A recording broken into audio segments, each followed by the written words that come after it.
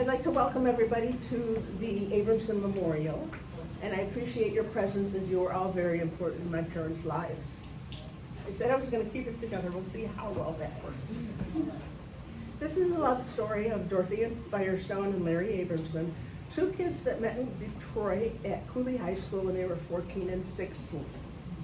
They were hot and heavy in love, make that lust. Which is why Dorothy's mother did not object to her daughter marrying Larry at age 17 in their home in Northmont. Larry was drafted into the Army, and the honeymooners moved to El Paso, Texas a few years later. Susie was born in 1954, their first bundle of joy. Larry was an awful soldier, and he had to spend an extra year in the Army, either in Detroit or Korea. He wisely chose Detroit. He got his training as an electronic technician working on the Nike missiles. So that kept him going throughout his entire career. They moved to Herman Gardens when Larry was still in the Army. Dorothy was happy to move back to Detroit, and then Larry got a job at Burroughs working on the defense contracts for the U.S. government. And then he stayed at Burroughs throughout his entire career. He easily moved into his role as plant chairman, fighting for the union members. Wait, there's more. I was born in 1956. The young family moved to Oak Park a few years later in a small 900 square foot tract house on Albany. Life was good, even though money was short. Dorothy went back to school when both kids were in school full time and became a special ed teacher. She subbed in Detroit and decided it wasn't for her when a kid pulled a knife on her. She said that was enough. So she went back to school and received her master's in Ed Psych and a certificate in gifted education. Somewhere during that time, we moved to the north side of 9 Mile on Woodvale to gain basement and air conditioning. Dorothy worked as an educational psychologist in Detroit, Berkeley, and finally in Dearborn, from where she retired at 62. She loved her work helping students and learned to speak Arabic so she could talk to their parents. Larry retired long before Dorothy and would wake her up in the morning telling her that she had to go to work to keep him in the style for which he had become abundantly accustomed. And during the summer, before my mom retired, they would fight over who was going to the grocery store. Grandkids came, and then great-grands came, and Dorothy and Larry loved all of them and spent as much time with them as they could. In the early years of retirement, they traveled frequently with Elder Hostel and even went to Montana with Bernard, Charlene, Judy, and Mimi in a motorhome to meet Jory, their first grandchild. They moved into their dream home built just for them, which is where they lived out most of the rest of their lives. Dorothy was active in AAUW and ERA America, and Larry just liked to putter in his workshop and drink lots and lots of coffee. They were happy together and loved each other very much. Erin?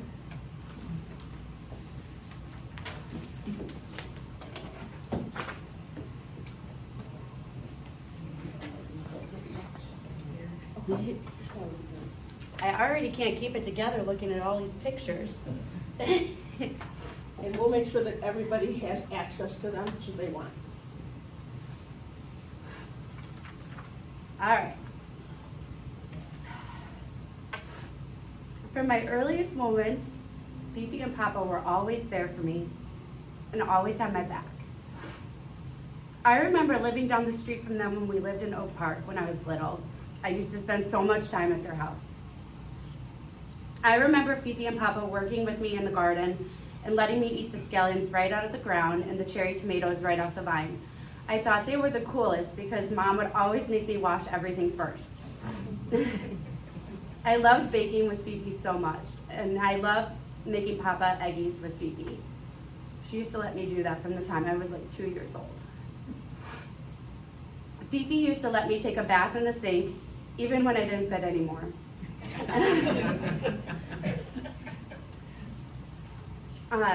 Papa had this workout mat that he would roll me up in like a cocoon, and we would laugh so hard because I would jump up and down and had no arms. I remember when Fifi and Papa put me in a box and left me on Beaky's doorstep and rang the doorbell and ran away. Me and Fifi would eat popcorn in the bed, and Papa would always come in his Mickey Mouse boxers and yell at us not to get popcorn on the sheets. And of course, we always did on purpose. I would fall asleep with Fifi, and Papa would carry me into bed, and then I would crawl back on the floor secretly and snuggle with him all night, and Papa never cared. Around Easter every year, Mom, Fifi, and I would take bunny candies, and we smushed them and put toothpicks in them and place them all over for Papa and Bunna to find secretly. And Papa would get so mad, but not mad in a mad way, but mad in a silly way. One time, Papa and I crashed Dory's birthday sleepover. I wasn't invited, and I was so sad.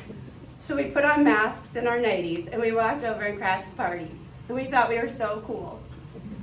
And side note, this was one of the memories when we went to go visit that he specifically remembered right before he passed away. It was really sweet. He kept telling me over and over. Papa loved blow drying my hair. Every time I took a bath or shower, he was always there waiting with the blow dryer and did the best job. And no one could ever give a blowout like Papa. He even carried that tradition on with Hannah. And boy, did he love my Pippi. For those of you that don't know, that's what he called my belly button. It was always a hot topic of conversation. When I was a kid, I stuck my thumb and played with my Pippi. He always tried to steal it from me. And Papa's claim to fame was that he cleaned his Pippi with Windex, and he had the cleanest Pippi on the east side of Lake Michigan. I'll never forget when Mom and Dad said we were moving to Chicago. It was the saddest day ever because I thought I was never going to see Fifi and Papa again. I was 7, I think. And boy, was I wrong. They always came to see us.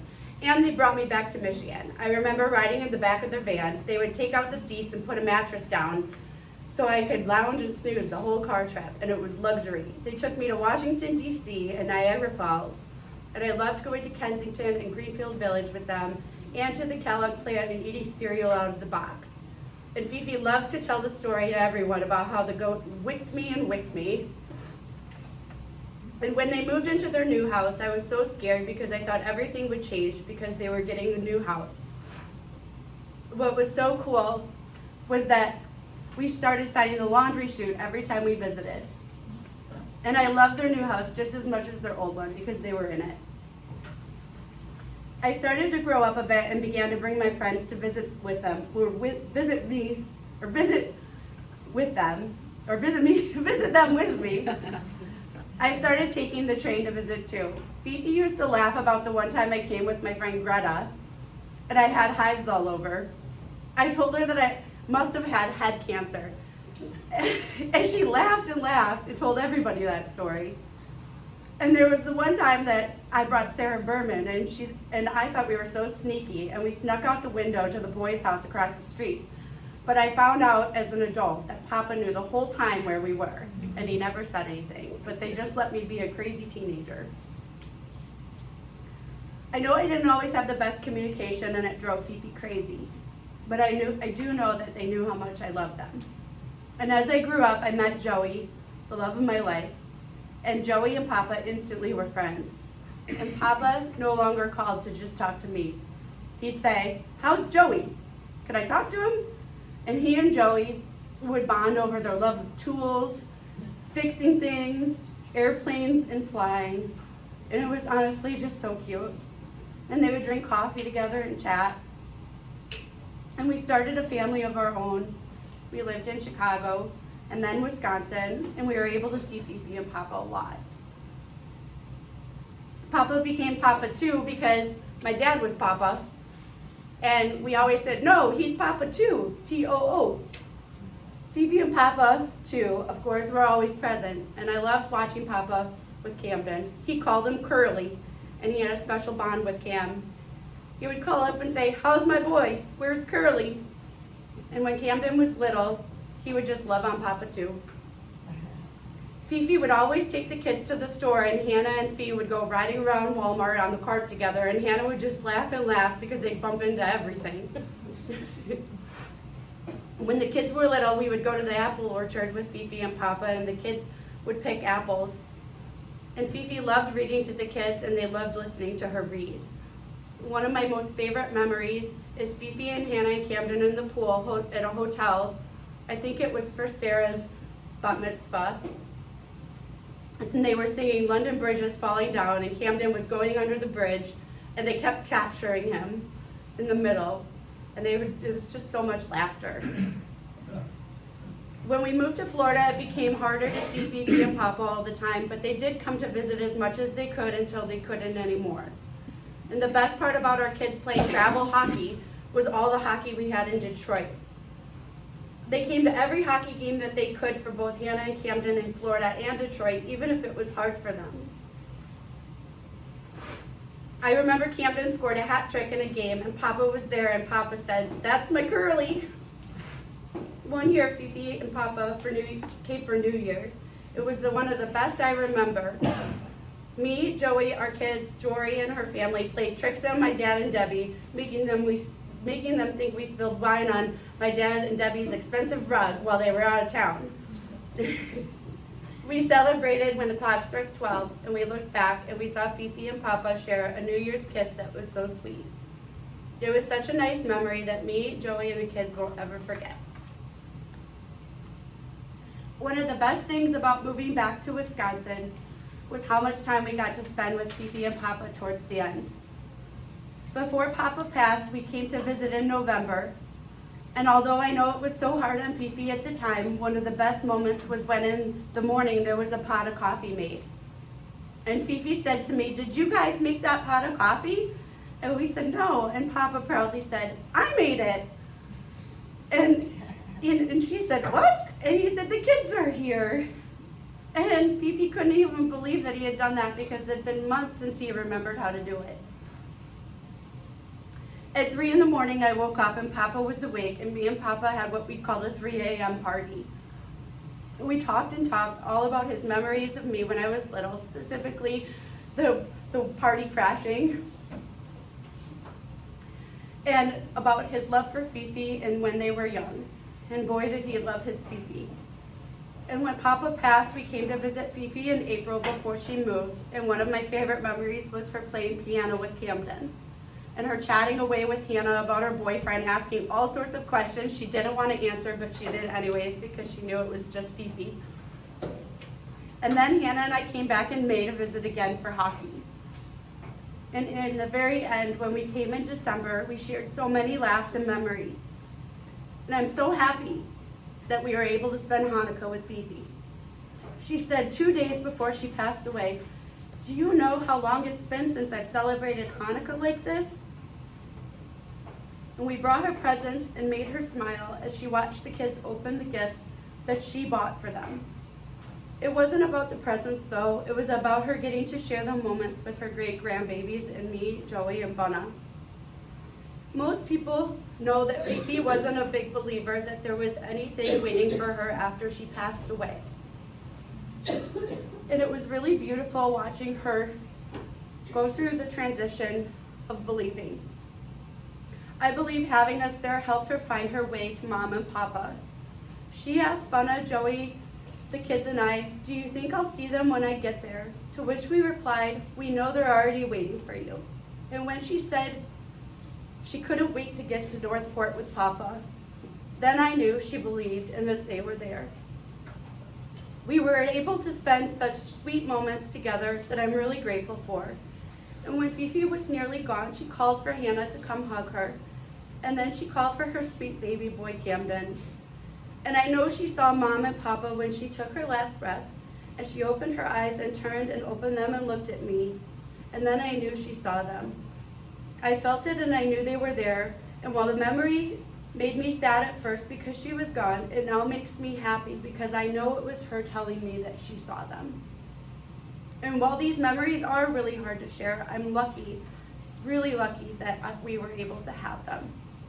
And every time I hear a chickadee, I think of Fifi and Papa. And I know that they're together somewhere, Papa in his Mickey Mouse boxers, and Fifi with her crosswords, with my mom hand in hand. Thank you. So beautiful. Joy.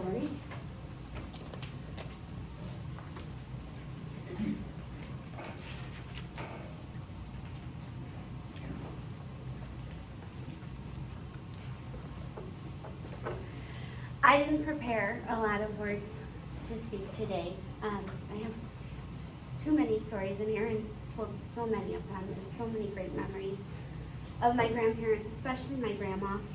She played the biggest role in my life. And as much as I feel that a huge part of my heart is gone, I would not be the person that I am today without either of them.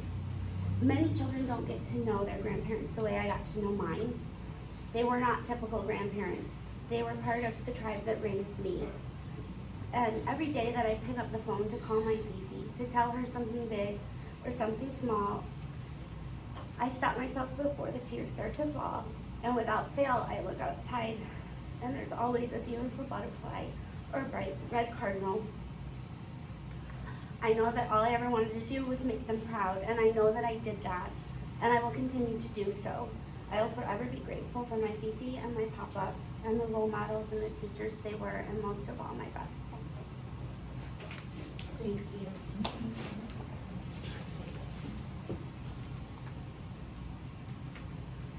So they say you can't choose your family. That's a lie. It turns out you can. And I was lucky enough to be chosen by Dorothy and Larry. So I am David Glazer. I'm, I guess, a cousin in some shape, way, or form. But so when I was 15, I had a trip planned to come see, all by myself, getting on the plane, all that stuff, to see my grandfather. So I got there, we get back to this place, and he informed me that their dog had cancer. Now, I'm a dog lover, and this is sad, but I want to assure you that no dogs were injured in the making of this story. So the dog had cancer, this is sad, and they said, you need to go home because the dog has cancer. And I'm 15, I've just flown there, supposed to be there for a week. This is kind of I don't know what to do with this.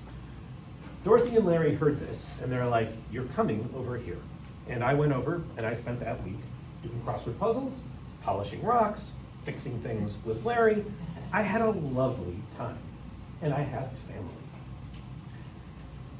So, it's interesting, what are the traits that I think of with Dorothy and Larry? So the first one is they are inseparable. How inseparable? Well, my son Zach was probably 15 before he knew we had a relative that wasn't named Dorothy and Larry. He thought they were one person.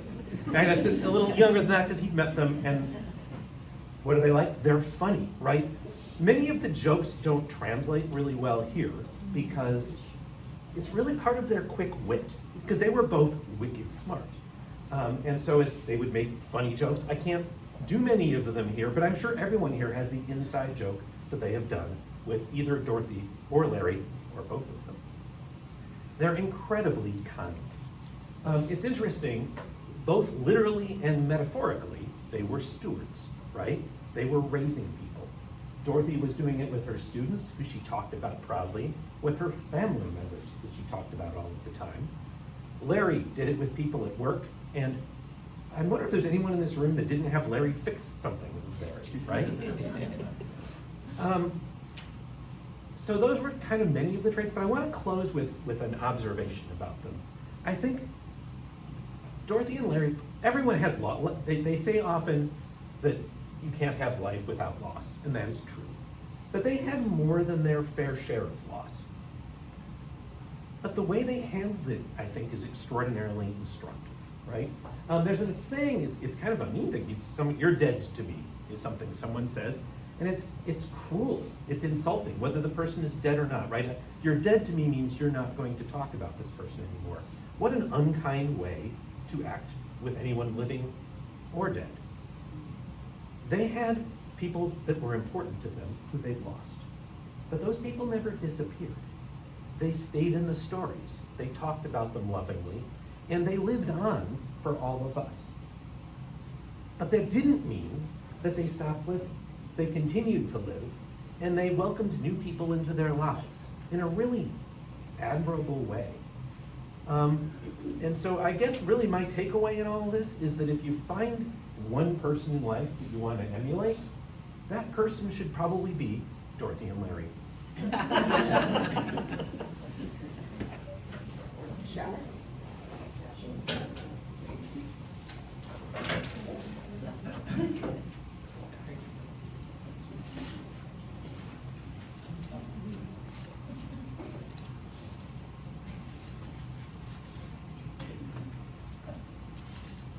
I'm Charlene Firestone. I married into the family when I married Dorothy's brother, Bernard. But what can I say? What? Speak up. Speak up. And two daughters. All right. What can I say about Dorothy and Larry? Dorothy and Larry, my sister Nancy, her husband Mike, and me and Bernie, we made a triple play many Saturdays nights, going out to dinner or doing something fun together.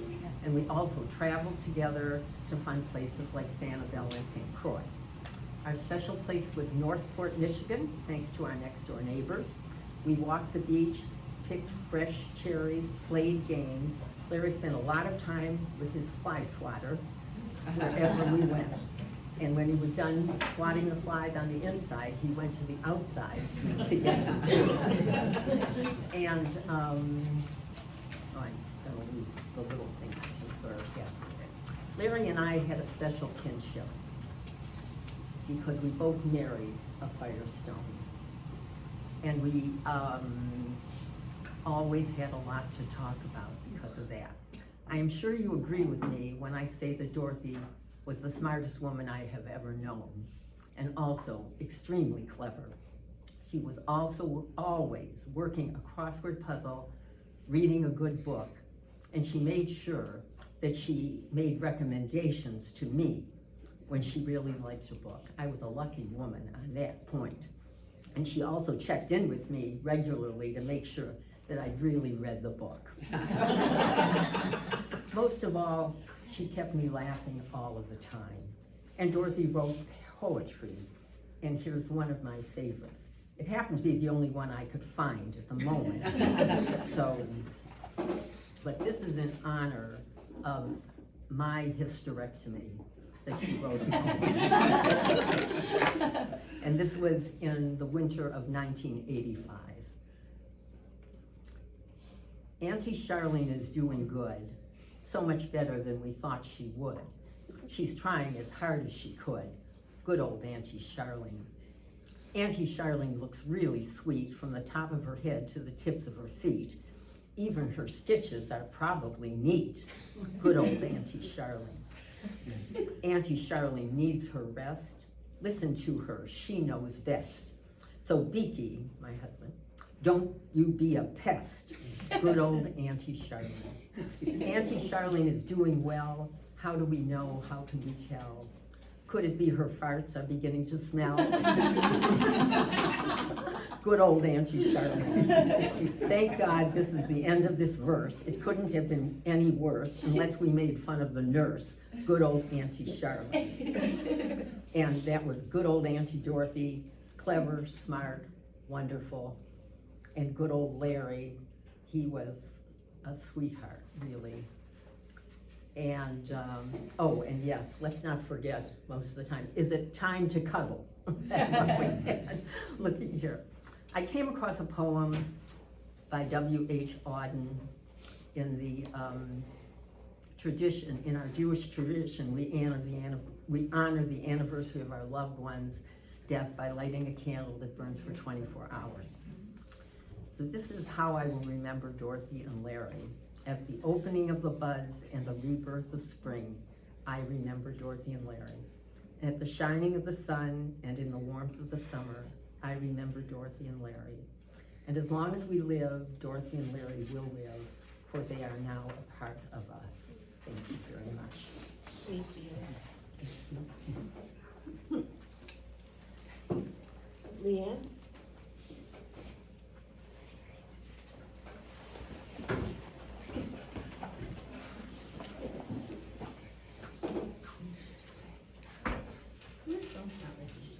Hi, I'm Leanne Jacobs. I am the child of one of our 4 cousins. Dorothy, Beaky, my father, Mark Jacobs, and David's mom, Rena. So my brother and I were in a weird position in that our parents were both only children. And our grandparents, my father's parents, were killed. My mom's grandparents we were close to, but they lived in Florida. So our family was Detroit.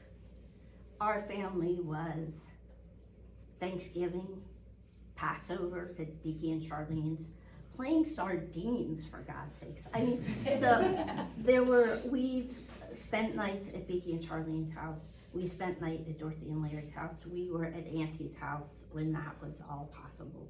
So my brother and I had this amazing place to come. When we came to Washington, we lived in Washington all along. Occasionally the Glazers would come. Dorothy and Larry, when I bought my first house, which is still the house I live in, they came. There was always something. My brother is currently in Japan. He's a teacher, like many of you, like many of our family. So he says he's sorry he can't be with us. Sorry, I'm the mushball. He's the one who can talk. So Dorothy and Larry and their extended family, these are Stephen's words because he writes grants, he talks to people all the time, it's ridiculous. So Dorothy and Larry and their extended family were some difficult to find amalgam of grandparent, aunt and uncle. They were our cousins. It was all very confusing, but all very loved. That's all it was.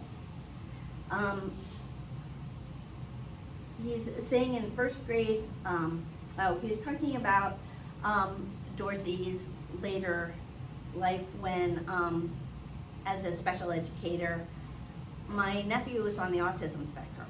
He was always misdiagnosed and wasn't really diagnosed till he was 18.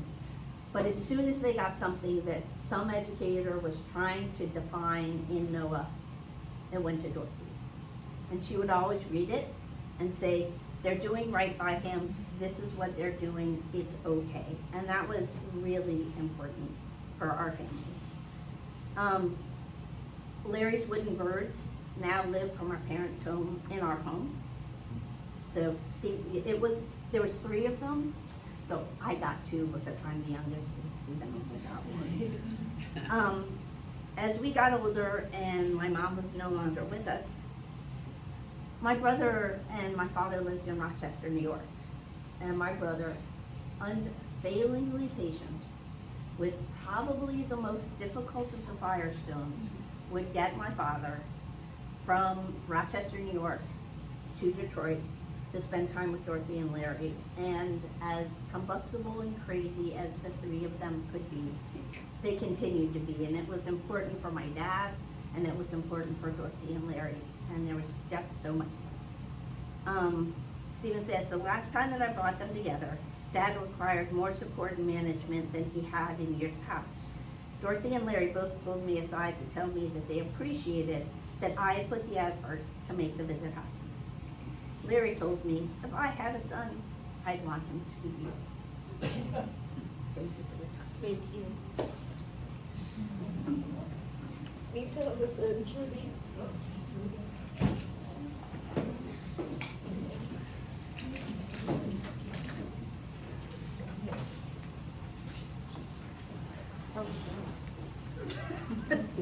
I don't care. Do you want to go first or you want me to? So we didn't rehearse this, and we decided we were going as a group because we're the Firestone girls.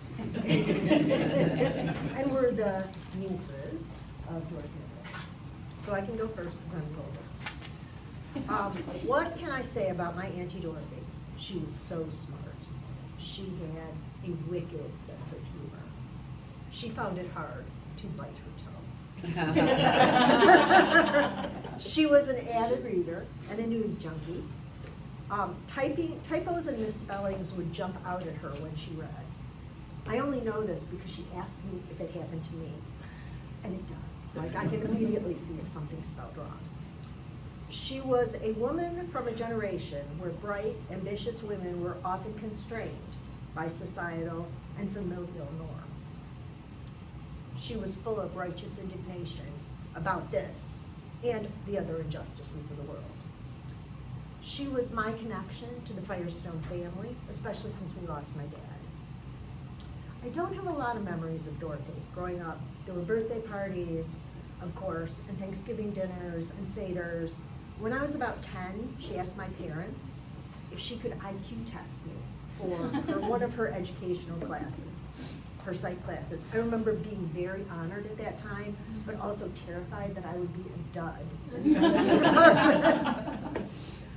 What I really remember and cherish through the last year, when Jane and I would come over to help her clean out the Farmington condo. We sorted through the basement storage stuff together and decided what to keep, what to donate. We found old school papers from her college days. We found lots of cardboard mailing boxes that I think Larry collected from the post office, bags of plastic containers, several Trivial Pursuit games, suitcases, and boxes of supplies to make Larry's wooden birds. She marveled at my ability to sort and organize, which of course she recognized because she had that same organizing gene that runs strong in our family. When she moved to the assisted living apartment, we visited frequently, bringing lunch, our 2 dogs, we hung pictures, moved furniture, and watched one of the January 6th hearings with her, which was a lot of fun. And Jane even replaced the toilet seat. During her visits, we talked about her childhood with my dad, her dad, who died when they were teenagers, and her early life with Larry. She could tell the best stories, and she never minced words, ever. Dorothy was always the first and most reliable responder to our travel journals, because we travel a lot. She sent pithy comments. She also started sending a news summary to Jane to keep her abreast of what was going on. And Jane and I are happy that we had the last couple of years to get to know Dorothy. We plan to continue to raise hell, to ask hard questions, and to play Wordle daily in her honor. What I learned is I want to go first next time, because crying through all this, it makes this very difficult. Okay, so a lot of my memories of Auntie Dorothy and Uncle Larry are from our shared vacations we took as kids to Northport. And again, as adults, we were lucky enough to go back with our own kids and have our aunts and uncles there. As a kid, I remember rousing games of Oh Hell and Hearts with Dorothy. A group of us, oh my God. A group of us gathered around the dining room table. Uncle Larry, as already many have mentioned, had his fly swatter. Always. And always the one. That is one of my, oh, did it come right? Perfect timing. Good job. And always the one to invent and improve. He wore his gym shoes into the icy cold bay so he wouldn't slip or have his skin touch the slime-covered rocks. And I think those were the very first water shoes. Uncle Larry was also a great storyteller that I never appreciated till our later years. Many a tale from throughout his life. While I was helping Charlotte for photos, I came across a photo album that I brought with me today that was titled, in part, The Firestones Michigan Family Vacation 1949. So Dad was about 14, and Dorothy, I think maybe had just turned 16. In the photo album, Dorothy typed out, so it must have been done after, I can't imagine, she brought a typewriter with her, what today would have been known as a blog, but very detailed oriented, and I wanted to share a few of those entries. And we know Dorothy and Bernie had a special bond right at the beginning, but when they left the very first day, Dorothy wrote, Bernard and I spent the first 15 minutes kidding Mom about her driving, bothering Daddy, and trying to out-wisecrack each other, which is harder than when we realized, she writes. At one point, Dorothy details the time they got up and on the road, which for me rang a bell because we, as kids, and even now as adults, get up early to go on vacations up and out of the house. So Dorothy writes, Saturday, July 16th, 1949. We started our day very uneventfully by having Bernard wake up Mom. Now remember, he was 14. I'm not sure why that happened. No wonder she had to be awakened. Finally, an hour and 10 minutes later, which would be what, 5:40, something like that, 5:50, we were out of the city. For those not wanting to do the math, that means they were up and out of the house before 6 a.m. In another entry, the third day, Monday, July 18th, by 7:20 a.m., everyone was up. At 8 a.m., we were out of the place, and at 8:15 a.m., we were well on our way to Newberry.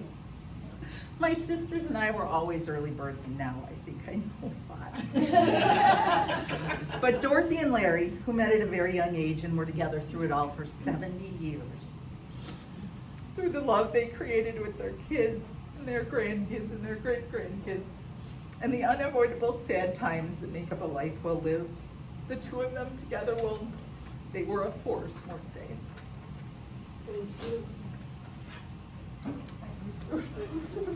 Well, I get to go after those two speeches. I'm Melissa Firestone, one of the three sisters, and I was lucky to have Dorothy and Larry as my aunt and uncle. And of course, I remember the same things at birthday parties and vacations and so forth. But I would also say that what I really remember is that Dorothy and Larry and my mom and dad, Sharon and Bernard, and Nancy and Mike, Char's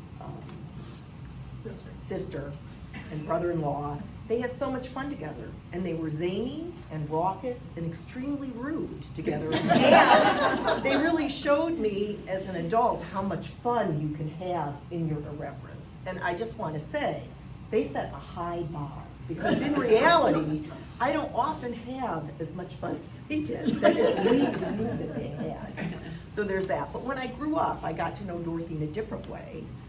She was a school psychologist in Dearborn, and I was a young new teacher, and she did share some stories with me. So one of the stories she shared with me was that if I had a child struggling with reading, if I taught the word shit, they would never forget how to pronounce SH or any other word like that. And I did not get that in teachers. And the other story that I really recall that she shared with me is that she'd been counseling a young Arab boy who was gay. And that after her sessions with him, he came back. He was dressed very colorfully. I think he was wearing makeup and a Dracula cape. And he thanked her for all the help that she gave him.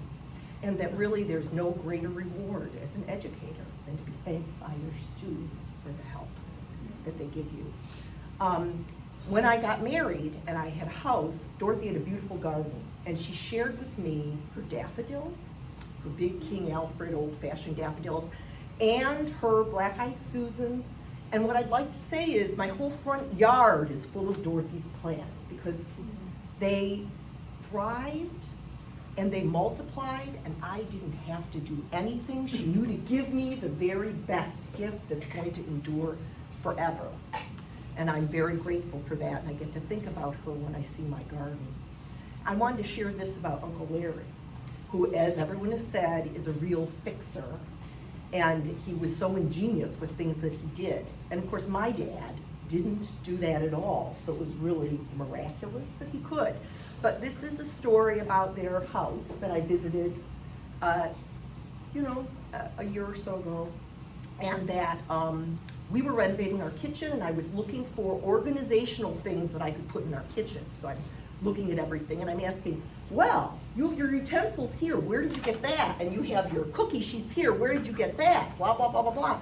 And what I'm told is, Larry did it. Larry went to the hardware store, he picked up a few things for a couple of dollars and blah, blah, blah. And here I went to Amazon.com and I spent a fortune on the same thing, when really I just should have asked Aunt Larry or my husband. So my takeaways are this, that we should always share inspirational stories with people, like Dorothy did for me. We should always give things that will thrive and multiply, and actually many things will without that much effort. Really wonderful things. And then the last thing would be, go to a hardware store, don't go to Amazon.com. Thank you all.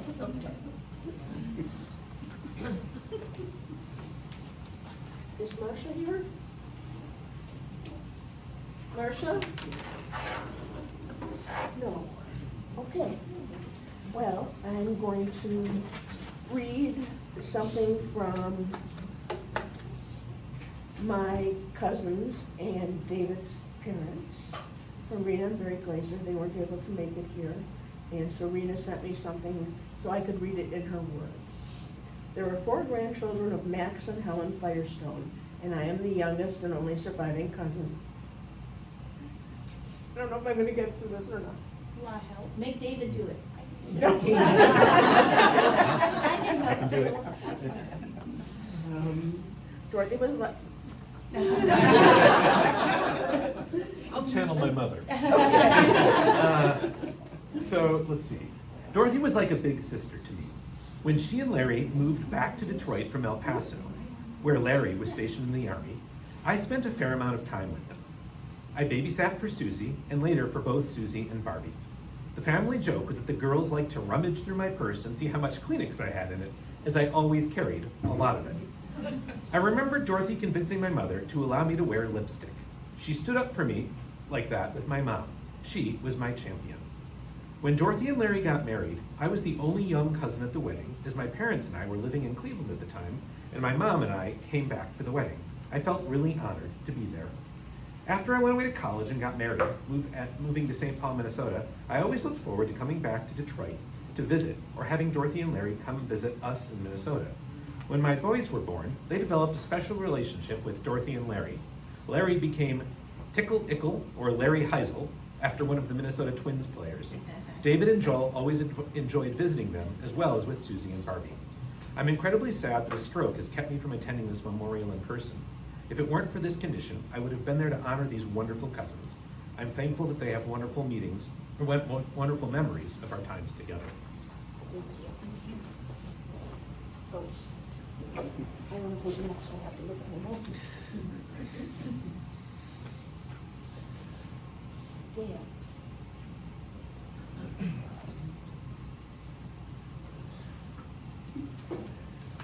I'm privileged to be part of the chosen family. I met Dorothy the same year I met Mary and Marilyn. We were part of the cadre of teachers going through the gifted program at Wayne State. You've all mentioned that Dorothy herself was very gifted, and she was excellent at recognizing that in other people. It's one of those friendships, and you probably all have them, that lasted throughout the years. It's been 45 years, and we continued to get together when we finished our program. We got together at least 4 times a year. We'd each host at first, and then we'd choose 4 restaurants. And then I moved to Arizona. That was a questionable decision, but we still continued to get together every summer when I came back. Dorothy was a very special person. I would hear from her. She'd send me jokes. She probably sent them all to you too, cartoons. And we were always on the same wavelength. So I really felt in her, she was a kindred spirit, a sister, sometimes a mother, always a cheerleader. And I'm pleased to hear she was that way with every person in her life. Thank you for sharing her with me. Thank you. Dad, did you want to say anything? No. Okay. You're up.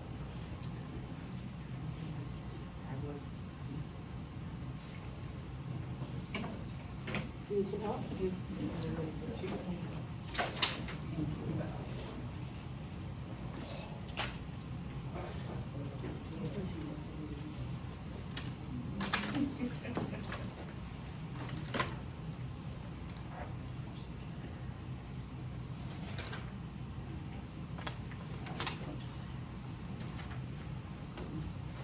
Good afternoon. My name is Laura Carter Callow, and I met Dorothy about 30 years ago when she became a member of the American Association of University Women, otherwise known as AAUW. We became friends almost immediately when she joined the AAUW book club. We're both avid readers. We quickly realized that we had a number of interests in common, and in particular, we were both feminists. Since 1976, I've been active working for the Equal Rights Amendment and part of a coalition known as Michigan ER America. Our purpose was twofold. First, to educate the public, and second, to send monetary contributions to help states that were trying to ratify the Equal Rights Amendment. The organization needed a secretary, and Dorothy graciously accepted the position and for years faithfully kept the minutes. Women have been fighting for the Equal Rights Amendment for 100 years, and it has been ratified by the necessary 38 states, but is not yet in the Constitution due to action taken by the Trump Justice Department, and so the fight continues. But Dorothy is one of the millions of women who have dedicated their time and effort to this great cause. She is one of the unsung sheroes, not heroes, but sheroes. And women who have helped bring the Equal Rights Amendment this far. Their names will never appear in the history books, but the movement could not have progressed without their behind-the-scenes labor. So in conclusion, it was an honor to have Dorothy as a friend, and I and others who worked with her will miss her. And we also greatly appreciate her efforts to achieve constitutional equality for all women. Thank you.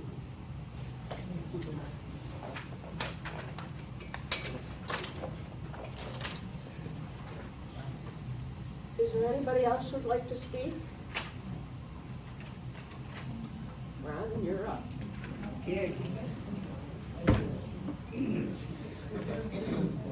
Oh, wait. Frank?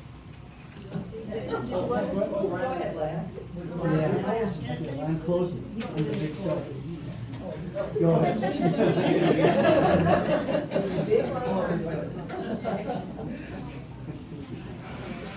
He's lying, I'm closing.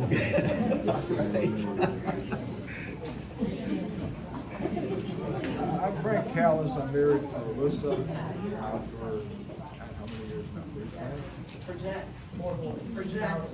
Project. Okay. I'm Frank Callis. I'm married to Alyssa for 35 years now.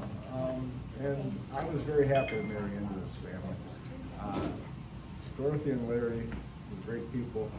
I just have two memories to share.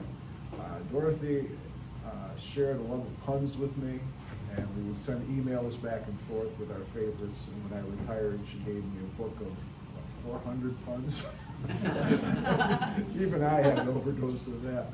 But Larry, people have mentioned how he was always fixing things and making things.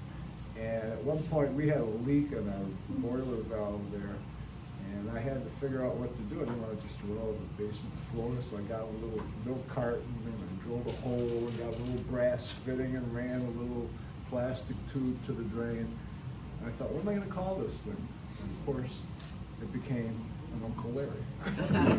So anytime I put something together to fix something, it's an Uncle Larry.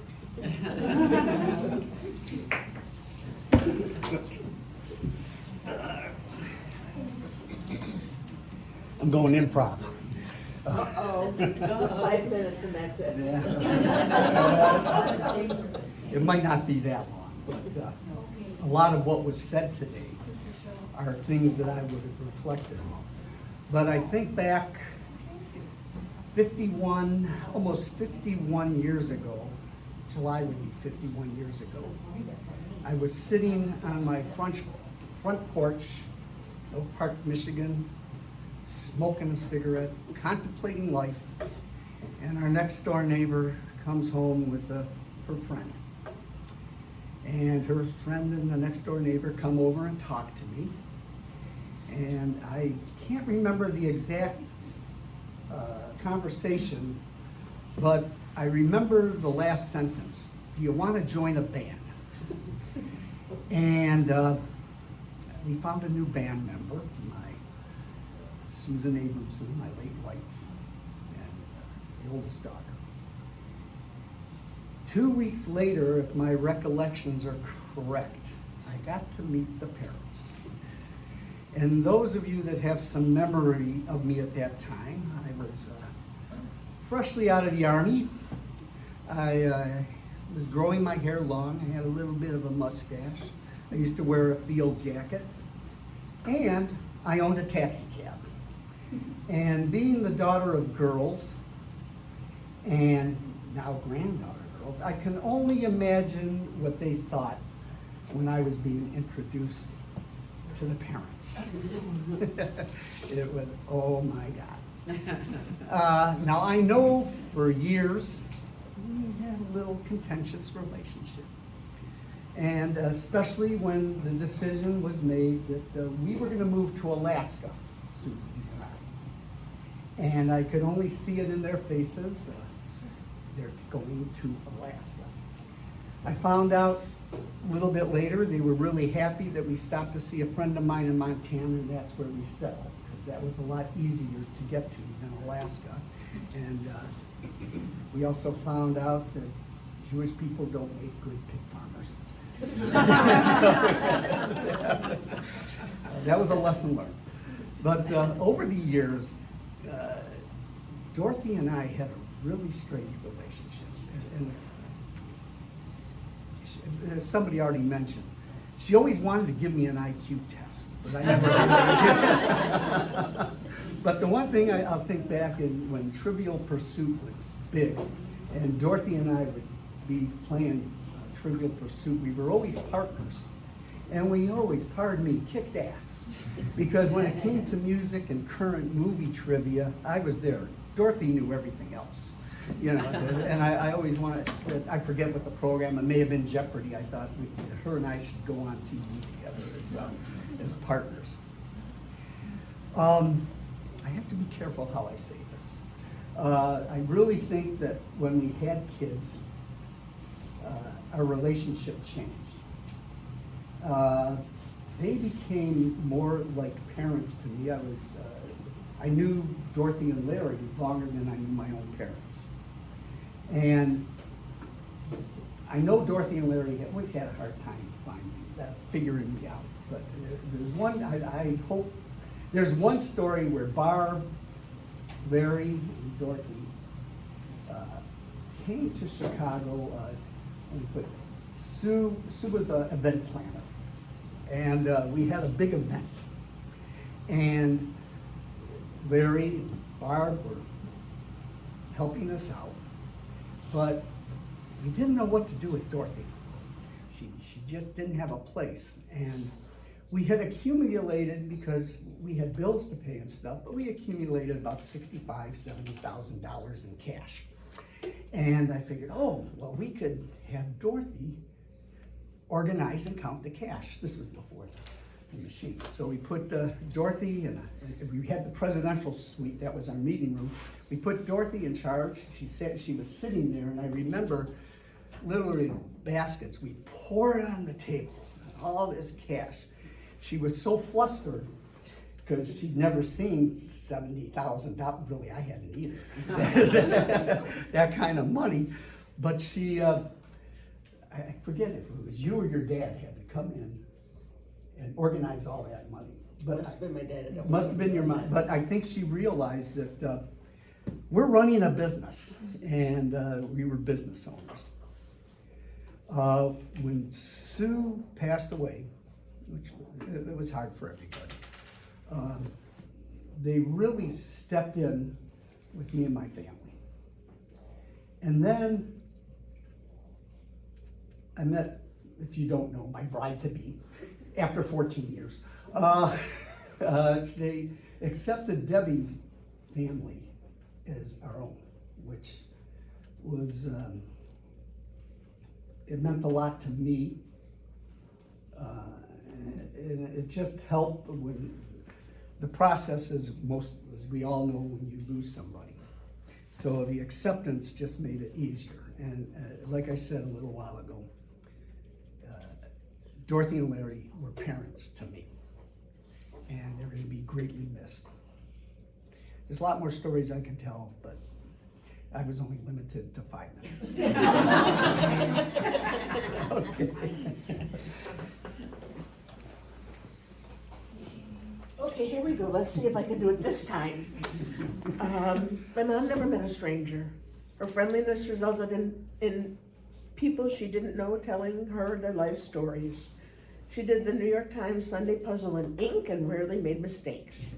She had a keen wit and didn't suffer fools gladly. She enjoyed life, especially with family.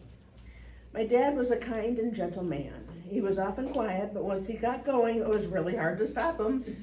He liked to build things and could fix anything. He made wonderful jewelry for a time, and then he started carving birds, and they are amazing. Even though it took him a few generations to show his love outwardly, I knew I was loved unconditionally. My dad was my best friend. Hang on. We had a ritual where every Sunday we'd go to Home Depot, whether we needed anything or not, and then to Little Daddy's for breakfast. That was faithfully every single week. My mom and I were very much alike, so we spent quality time in short and frequent quantities. She would tell me something that she was going to do and found I was already doing it. We even finished each other's sentences. When Cody came, that's my puppy, we saw each other every other day so she could get her grand dog fix. My parents always cuddled and they went to bed holding hands. They were each other's best friends and could rile each other up like nobody's business. But they loved each other very much. Both of my parents have a lot of love to give, and being the target of that love is truly amazing. So I have some remembrances that hopefully I'll be able to tell much better because they're kind of funny. Susie, my sister, held a giant cucumber up to her ear like it was a phone and handed it to my mom saying, "Here, it's for you." Our folks took us west on 9 Mile Road past Telegraph when we were kids, when it was a dirt road, to pick apples and to see the cows. Both grandkids liked Papa to brush their hair because he was so gentle. Jory wanted to spend life with my parents, or at my parents'. Erin was running away from home to Phoebe's house when Susie found her at the end of the street crying because she wasn't allowed to cross the street yet. Papa took both Susie and I on our first dates to the movies when we were kids. We got dressed up and got to hold Papa's hand. Susie saw Bambi and I saw, "Hey there, it's Yogi Bear." Later in life, Papa would talk about his time in the Army, and with each iteration, his stories were embellished more and more. Phoebe used to make up a lot of songs for us, and she even made Erin her own songbook. JJ was about 3 when my folks visited, and when he learned they were leaving, he locked all the doors and turned off all the lights so they couldn't leave. On one visit to Washington, D.C. years ago, Stephen Jacobs put freshly sliced cucumbers in my mom's purse. To date, we have no clue why. Jory was combing my dad's hair as he was balding and said that his hair was so thin and sensitive. When Susie visited, we'd laugh so much that we'd roll on the floor laughing until our stomachs would hurt. It was so much fun. There are many more remembrances, but I ran out of paper. So thank you all for coming. Please enjoy the brunch and the flowers. If anybody wants to take them home, please do so. And it's open for business now. The food is up there. Yeah. Thank you. Thank you.